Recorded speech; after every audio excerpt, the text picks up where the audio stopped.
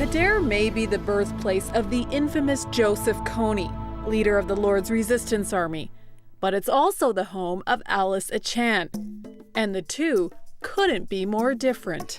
So this is my small apartment where I live with my neighbors. Her neighbors are the displaced of northern Uganda. Welcome. Her calling to help the most vulnerable among them. And while all who live here have been victimized by 20 years of war, some have been especially affected. The UN estimates up to 25,000 children were abducted by the LRA. Many of those children were girls, forced into lives of sexual slavery and abuse. They are also called child mothers because many of them conceived. Now that they've come home, they require special care for them and their babies. I'm sitting under a very important And that's where Alice Achan found her calling. Here, under this mango tree, the seeds of her counseling ministry were planted. This tree is where we started a Christian organization called Christian Counseling Fellowship. We started this in 2002 when the LRA rebels dumped 40 young mothers who were in the bush with children and they didn't have where to go.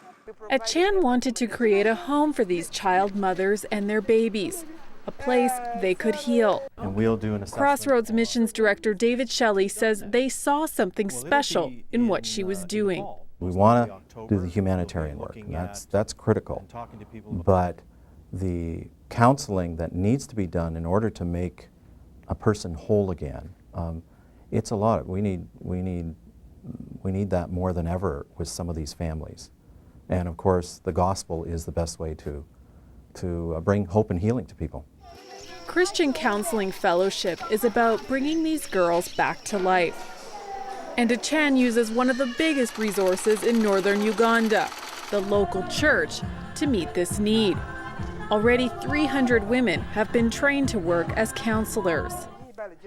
The stories they hear are heartbreaking. This is Alwatch Esther. Esther is just 15 years old, but because of all the atrocity that she undergone, she's conceived and she's expecting. We thank God for whatever situation she is, and I believe God will deliver her. She will give birth, is due to give birth in the next month. She has got 3 children. This one was born while she's from the center. And we're still supporting her with food aid, with clothing, with other things that's required. These child mothers have had many challenges. Some are not accepted back because of stigma. Others have been gone so long they don't even remember where home is. Our mother lived in captivity for the last 8 years. When she came back, she came with a pregnancy, and she gave birth to this little girl here. We are really blessed with these girls, and we believe that she's a new generation for the struggle of women in Uganda and in Pader as well. So this mother has been here for 2 months, and we provided her with counseling. And that's why vocational training is part of the healing process, giving these girls confidence and the ability to make a living. Here they can also go to school, learn a trade, and get medical help. But all of this costs money. So far, Crossroads Missions has helped Achan reach up to 1,000 girls. It's also helped her plant seeds of love in the local community of displaced persons. Volunteers meet, help, and pray with those who are most vulnerable. And some of those seeds are starting to grow. The proceeds of this mill helps the community and sustains the ongoing ministry. What we have here is millet, sorghum, and cassava, the most stable food for the people in northern Uganda. For a woman to make this in flour would take her about 3 hours.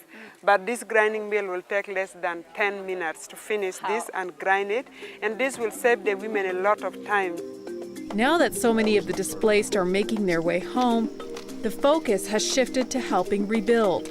So many of our people who are very vulnerable, who are physically weak, they are stuck in the major camps, would need to support this kind of family to build a decent house where they can have a decent accommodation so that they move into their community, they move into their villages, and they are able to cultivate their own land. But building takes a lot of work.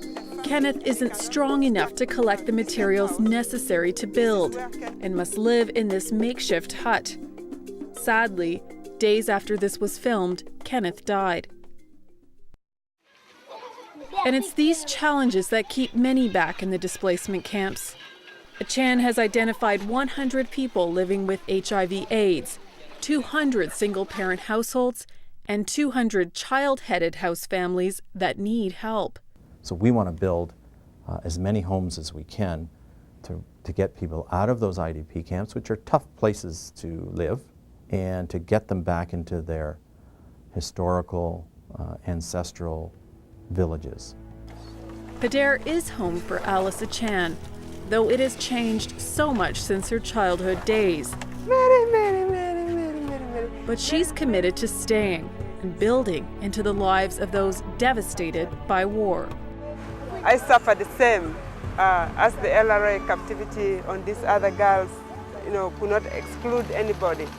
And then when I see this girl coming back with a lot of difficulty, a lot of trauma, it really makes my heart, it pains my heart, to give me a lot of burden.